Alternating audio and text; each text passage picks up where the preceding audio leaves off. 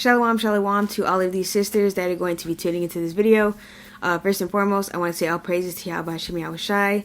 Lord willing, you sisters are doing well through the Spirit. So through the Spirit, the Most High wanted me to come in here and make a video. I think I titled it, a message for single sisters, what should I do during singlehood? So yeah, through the Spirit, the Lord wanted me to go into this topic through the Spirit because it is very important for us unmarried women, as single sisters, to know what we should be learning and focusing on during our singlehood, or in our singlehood, during our singlehood, in our single season. It's lucky if I'm looking down, if I'm looking away. I took notes because I don't want to forget anything. I have a few points that I want to touch on through the Spirit. So yeah, wanted to kick it off with the book of 1 Corinthians chapter 7. And I think that's verse 34. But I didn't want to make this too long. I might have to come back with a part 2, but I don't think this video is going to be too long. Just wanted to touch on the basics through the Spirit. But yeah, this is the book of 1 Corinthians chapter 7 and verse 34. And it reads, "There is difference also between a wife and a virgin. The unmarried woman careth for the things of the Lord, that she may be holy both in body and in spirit. But she that is married careth for the things of the world, how that she may please her husband." So an unmarried woman's main priority, her main focus, should be pleasing the Most High. And we please the Most High by keeping the law, statutes, and the commandments, and actually applying the precepts, not being, just a hearer of the word, but a doer. And also striving for righteousness and striving to be blameless. It says that in the book of Matthew chapter 6 and 33, "But seek ye first the kingdom of the Most High and his righteousness, and all these things shall be added unto you." But yeah, I wanted to get this in Jeremiah chapter 9 and verse 24. And it reads, "But let him that glorieth glory in this, that he understandeth and knoweth me, that I am the Lord which exercise loving kindness, judgment, and righteousness in the earth, for in these things I delight, saith the Lord." So the Lord is telling us right here what he delights in. Like he said, loving kindness, judgment, and righteousness. We know righteousness is keeping the law, statutes, and the commandments, and also having faith. So yeah, during this season of singleness, us unmarried sisters, unmarried women, should be following Proverbs 31, striving to be that virtuous, godly woman, which it talks about in Proverbs chapter 31, verse 10. I think it's up to 31, verse 31. And that goes into basically knowing how to do it all. A Proverbs 31 woman, she knows how to cook, she knows how to clean, being able to make wise financial decisions. Basically, a Proverbs 31 woman, she is a businesswoman. She's charitable, she's godly, she's righteous. She opens her mouth with wisdom. She can sew, she knows how to make clothes and sell things. She's not caught up in looks and vanity. Also, the Proverbs 31 woman, of course, fears the Most High. Her mindset is focused on fearing the Most High, keeping the commandments, and doing what is required of her. Also, we should be striving to be Titus 2 woman. You can read about the Titus 2 woman in the book of Titus, chapter 2, verse 3 through 5. How it says, "The aged women likewise, that they be in behavior as becometh holiness, not false accusers, not given too much wine, teachers of good things, that they may teach the young women to be sober, to love their husbands, to love their children, to be discreet, chaste, keepers at home, good, obedient to their own husbands, that the word of the Most High be not blasphemed." So also during this season, we should be practicing, being sober. We should be learning how to love our husband and to love our children. We should be learning how to keep the home, and that goes into also, cooking, cleaning, taking care of things around the home. Also being in behavior, not being a false accuser, being sober, not being a drunkard, that's spiritually and physically, not being drunk with Esau's philosophies and his doctrines. Also, you're not physically, out here getting drunk, acting a fool. It says that in the book of Sirach, chapter 25, verses, Lord willing, I find it, all praises. This is Sirach, chapter 26 and 8. And it says, "A drunken woman and a gatherer abroad causeth great anger, and she will not cover her own shame." So we don't want to be like that. We don't want to be a drunken woman. We should be striving, once again, to be Proverbs 31, Titus 2 women. Also, we should be reading Ephesians, the 5th chapter, which goes into marriage, how we should conduct ourselves and how a righteous marriage operates, the righteous, godly marriage that the Most High wants for us. Ephesians, the 5th chapter, verse 22, talks about submission, learning how to submit to a man. A lot of us, unfortunately, we're dealing with the curses.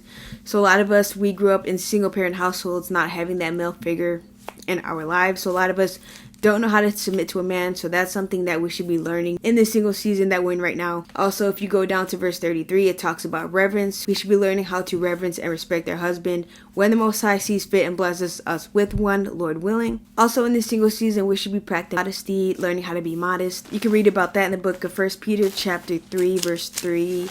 I think it's through 6.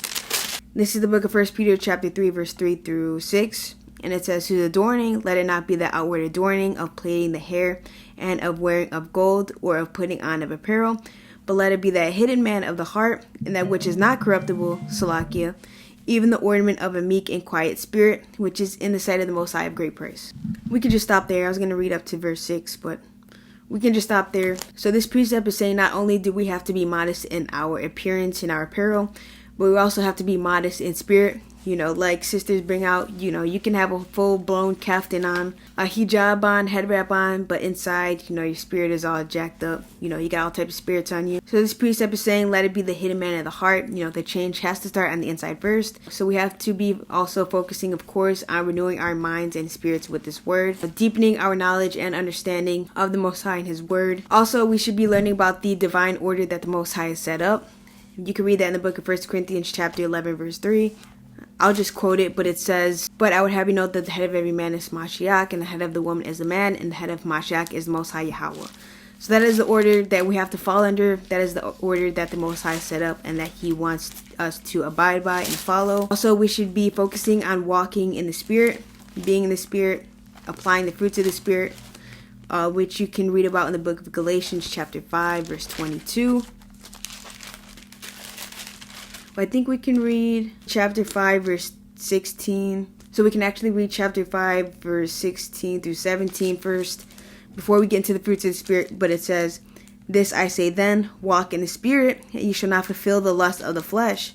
For the flesh lusteth against the Spirit, and the Spirit against the flesh, and these are contrary one to the other, so that ye cannot do the things that ye would." So we want to be focusing on walking in the Spirit, you know, having control and rule over ourselves. I think that's the book of Proverbs chapter 25, verse 28, how it says, "He that hath no rule over his own spirit is like a city that is broken down without walls." So yeah, in the season, we want to master controlling ourselves, you know, walking in the Spirit, not fulfilling the lust of our flesh, which leads me into the next point, the fruits of the Spirit. This is the book of Galatians chapter 5, verse 22 through 24, and it reads, "But the fruit of the Spirit is love, joy, peace, long-suffering, gentleness, goodness, faith, meekness, temperance. Against such there is no law. And they that are Hamashiachs have crucified the flesh with the affections and lusts." So that's something also that we should be focusing on during our singlehood. Crucify our flesh with the affections and lusts. Not giving heed to the flesh and these different spirits. We should be working on self-control in this season. Learning how to control ourselves. Having rule over our spirits.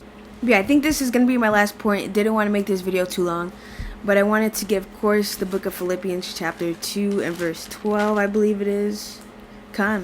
This is the book of Philippians chapter 2, verse 12, and it says, "Wherefore, my beloved, as ye have always obeyed, not as in my presence only, but now much more in my absence, work out your own salvation with fear and trembling." Right? So also in this season, during singlehood, you know, we should be working out our own salvation with fear and trembling. You know, the Most High brought us into this truth for a reason, you know, so we should be working out our own salvation with fear and trembling. That goes into, you know, keeping the law, statutes, and commandments, you know, praying, studying, reading, fasting, doing all the righteous works that the Most High tells us to do in the scriptures, doing everything that the Lord requires of us in these last days as righteous women. But yeah, that was it through the Spirit. I want to say, of course, all praises to YAHAWASHI. Like I said, it might come back with a part 2, but I pray that this video was edifying to you sisters. Again, I want to say all praise to YAHAWASHI. Subscribe if you haven't already. Gonna be working on a lot more videos through the Spirit. But yeah, I wanted to say the water sisters for watching. Shalom.